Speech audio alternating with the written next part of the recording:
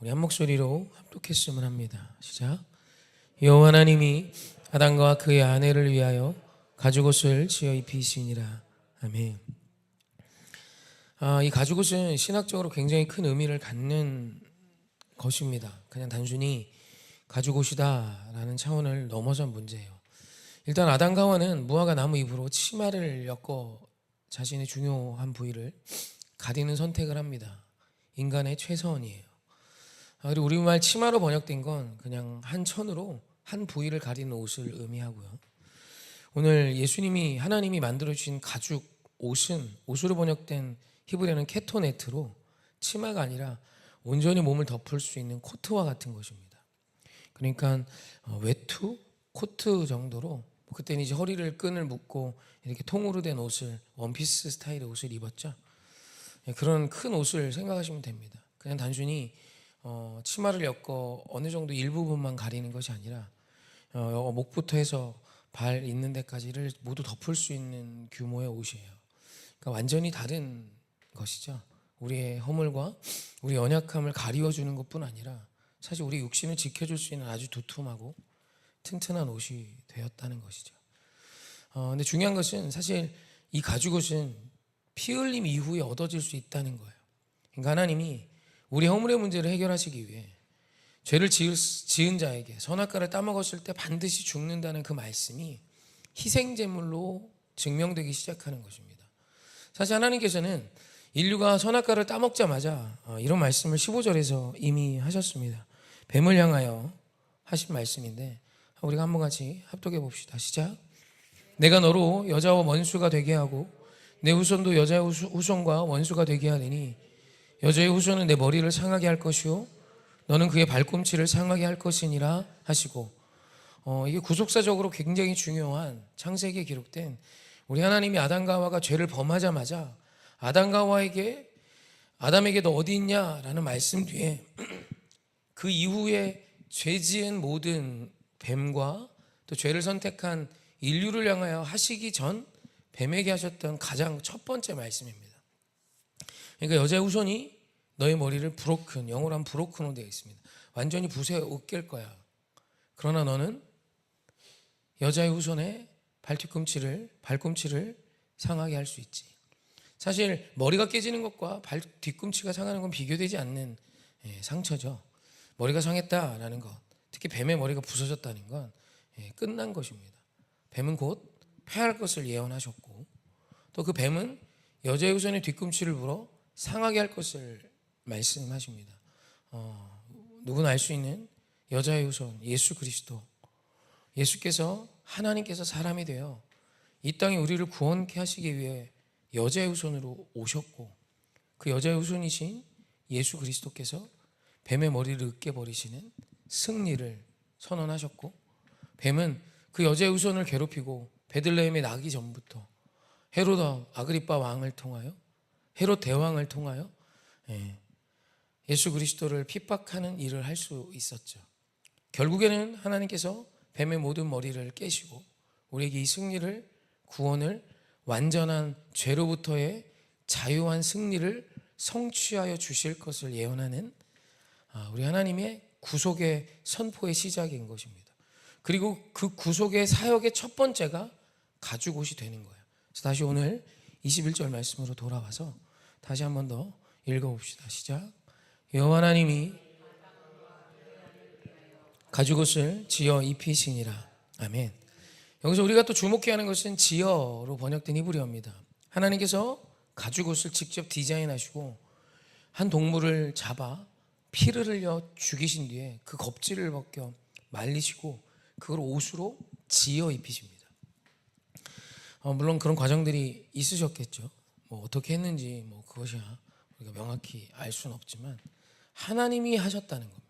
근데 우리말 지어로 번역된 히브리어가 아사인데 이 아사라는 건 하나님이 세상을 지으실 때 계속 반복되어 썼던 동사예요. 하나님이 별을, 땅을, 이렇게 꽃들을 이렇게 지으실 때 하셨던 그 표현과 동일한 표현이고 이건 대부분 하나님을 수식하는 데 쓰였던 단어입니다.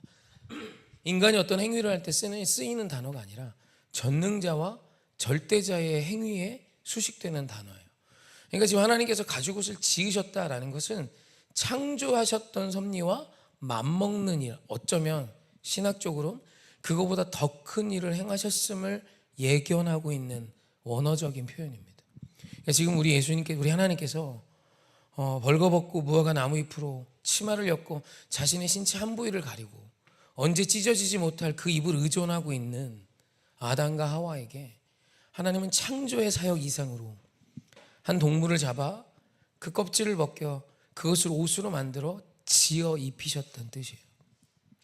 그러니까 15절에서 내가 너희를 구원할 거야. 여자의 후손이 뱀의 머리를 상하게 하고 너희를 주의 자녀로 다시 회복시키고 이 에덴의 영광을 누리게 할 거지 라는 이 말씀을 하시고 첫 번째로 피를 흘리셨던 그 첫 구속 사역이 가죽옷이라는 것입니다. 사랑하는 성도님, 그래서 죄의 문제는 결코 가벼운 것이 아닙니다. 사람이 다 그렇지라고 치부하기엔 생명이 지불되어야만 하는 문제인 겁니다. 그래서 성경을 알면 죄의 문제가 무겁게 다가와야 합니다. 어떤 이는 그럽니다. 예수님이 해결하셨는데 죄가 뭐가 그렇게 두렵습니까? 아니에요. 죄는 생명과 직결되는 것입니다. 오늘 우리가 죄를 심으면 누군가가 죽기 시작하고 가장 먼저 내가 무너지는 것입니다. 오늘 우리가 일어나야 하고 회복해야 하는 것은 죄의 문제로부터 예수 그리스도의 힘을 힘입어 승리하는 하루하루를 살아내야 하는 것입니다. 많은 성도들이 그런 이야기합니다. 목사님 저를 찾아와서 목사님이 변하셨습니다. 예전에는 참 열정적이셨는데 교회가 어느 정도 크니 뭐 이렇게 됐습니다. 이런 표현을 하는데 사실 여러분, 저는 성경을 모르기 때문에 그런 일이 일어난다고 생각하는 사람 중에 하나입니다.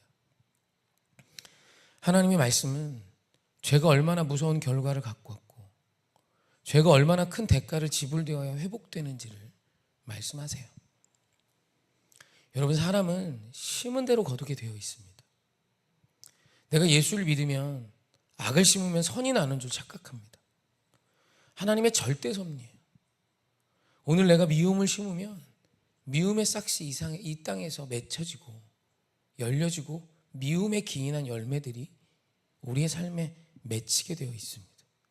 회개는 무엇이냐면 오늘 내가 심고 있는 거짓과 미움과 수근거림과 악독과 더럽고 추악한 것들을 다 기경하여 뽑아내고 사랑과 하나님이 주신 은혜와 기쁨과 감사와 찬송을 심는 겁니다.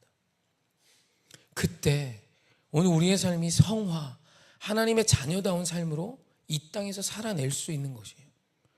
우리가 죽은 뒤에 구원을 얻는 홍해를 건너는 것과 같은 표현으로 생각하시면 돼요. 그건 예수님께서 모세를 통해, 하나님께서 모세를 통해 이스라엘 백성의 멱살을 잡고 끌어내신 거예요. 이것이 오늘 우리가 죽어가는 천국의 문제라면 이 땅에서 약속의 땅을 차지하는 요단강의 개념은 그런 수준의 문제가 아닙니다. 성경은 너희가 죽어서 천국 가야지 이 말 거의 안 합니다. 지금 너의 삶에 에덴이 회복돼야 돼. 지금 너의 삶에 하나님과 동행하는 삶이 시작돼야 해 라는 것을 계속 말씀하세요. 많은 사람들이 죽어서 가는 땅을 약속의 땅인 줄 압니다. 아니에요. 죽어서 가는 그것은 홍해를 건너는 겁니다. 하나님이 오늘 우리를 구원자로, 의인으로 여겨주셨어요. 중요한 건 이제 순종을 통해 요단을 건너 약속의 땅을 차지해야 하는 것입니다. 그러기 위해서는 오늘 우리의 삶에 죄의 문제를 예수의 이름으로 하나하나 해결해 가십시오. 오늘 내 삶에 더럽고 추하고 거짓됨이 있다면 하나님을 의지하여 예수 그리스도를 의지하여 가죽옷을 입어야 합니다. 완전히 근원적으로 나를 지키고 내 가정을 지켜낼 수 있는 죄로부터 자유케 되어지는 삶을 하루하루 살아내셔야 하는 거예요. 그것이 그리스도인의 오늘이어야 합니다. 오늘 우리가 이 사실을 성경 안에서 발견을 못하니까 예수를 믿어도 거짓을 좀 해도 회개하면 되지 뭐. 오늘 내가 예수 그리스도를 믿으니까 오늘 내 마음대로 내 멋대로 좀 살다가 잘못했습니다만 하나님 용서하시지. 그래서 죽어 천국 가면 되는 거 아니야? 아니에요. 하나님은 지금 여러분의 오늘이 에덴이 되길 원하세요. 여러분, 주의 종이요, 돈보다 더 하나님이 주시는 하늘의 영광을 더 사모하게 된 이유는 말씀을 몰라서입니다. 돈하고 비견할 수 없는 가치가 하나님의 말씀을 쫓아 사는 자에게 임하는 거예요. 세상이 말하는 그 어떤 가치보다, 세상이 말하는 어떤 가치가 하나님 우리에게 주시려는, 지금 주시려는 에덴의 가치보다 위대할 수 있겠습니까? 내 아내 말고 다른 젊고 인간의 눈으로 볼 때 더 예쁜 여자를 탐하는 것보다 내 아내를 사랑하며 하나님이 주시는 선결과 순결과 가정의 아름다움을 지켜내는 것이 어찌 더 귀한 것이 아닙니까? 그럼에도 불구하고 오늘 우리가 하나님의 말씀을 믿지 않고 세상이 좋다 말하는 것이 하나님이 내게 주시는 것보다 더 좋은 것처럼 착각하며 믿음의 삶을 살아가는 자들이 너무 많습니다. 여러분, 오늘 우리 하나님 우리에게 주시는 게 훨씬 더 좋은 것입니다. 세상이 해줄 수 있는 건 무화과 나무잎 정도예요. 오늘 우리 하나님 우리에게 주시는 가죽옷을 사모하십시오. 우리 주님이 내게 주시는 그 온전하고 거룩한 삶을 사모하십시오. 여러분의 삶의 입의 언어에 내 남편을 향해, 내 아내를 향해 하는 그 1세대, 오늘 이 가정에 가장 큰 영향력을 미칠 수 있는 부부 관계부터 해결하시고, 오늘 내 삶에 있는 작은 문제 하나하나를 해결하십시오. 내 입에는 그의 나라와 그의 의가 있어요. 가장 먼저 된 그의 나라의 회복은 여러분의 가정의 회복입니다. 그것이 회복되지 않고 내 자녀가 내 삶을 닮아가고 있어요. 내가 예수를 백날 믿는다고 가서 10의 1조도 드리고 뭐도 하고 봉사도 했지만 내 자녀가 결국은 나를 닮아버립니다. 왜요? 내 삶의 오늘에 늘 미움, 다툼, 시기, 질투가 있어 왔거든요. 그걸 도려내는 것, 그걸 잘라내는 것, 그걸 버리고 하나님이 원하시는 거룩하고 깨끗한 삶을 붙들어 살아내는 것이 그리스도인의 삶입니다. 그런데 오늘 한국교회가 이 중요한 걸 굉장히 우습게 여기고 죽어 천국 가는 문제로 계속 씨름합니다. 여러분, 그거 하나님 해결하셨어요. 예수를 믿으십니까? 지금 죽어도 돼요. 아직 내가 살아있다면 오늘 이 땅에서 에덴을 구현해내십시오. 이 에덴은 하나님의 말씀을 쫓아 사는 자만이 누릴 수 있는 은혜요, 은총이요, 이 세상 어떤 것도 줄 수 없는, 오직 하나님을 따르는 자에게만 주시는 거룩한 영광입니다. 돈 따위가 하나님이 내게 주시는 에덴을 흉내낼 수 있을지 모르지만 그 에덴의 기쁨을 따라할 수 없어요. 절대로. 이 세상의 어떤 재벌 총수도 하나님과 동행하는 자보다 행복할 수 없고, 이 세상의 어떤 억만금을 가진 자도 하나님과 함께하는 자처럼 기쁨으로 살아갈 수 없는 것입니다. 먼저 하나님과 가장 행복한 하루하루를 살아내십시오. 하나님과 동행하는 오늘을 먼저 살아내십시오. 그게 말씀이 오늘 우리에게 응원하고 지금 하나님이 주기 원하시는 거룩한 삶입니다. 할렐루야. 이건 진짜 사모해야 하는 것입니다. 기뻐하시고 이 삶을 우리 원하십시다. 하나님이 내게 입히신 그 가죽옷이 이미 있습니다. 더 많은 옷들을 하나님으로부터 입어 가십시오. 그래서 어떤 분은 막 성결한 어떤 멋이 나고, 어떤 분은 그렇게 정직한 멋이 있는, 예수 그리스도의 성품에 태가 나는, 돈으로 처바른 것이 아니라 그 머문 뒷모습이 예수 그리스도의 자태가 뽐나는 진짜 아름다운 사람 하십시오. 할렐루야. 아멘. 진짜 성경은 우리에게 이거 주기 원하십니다.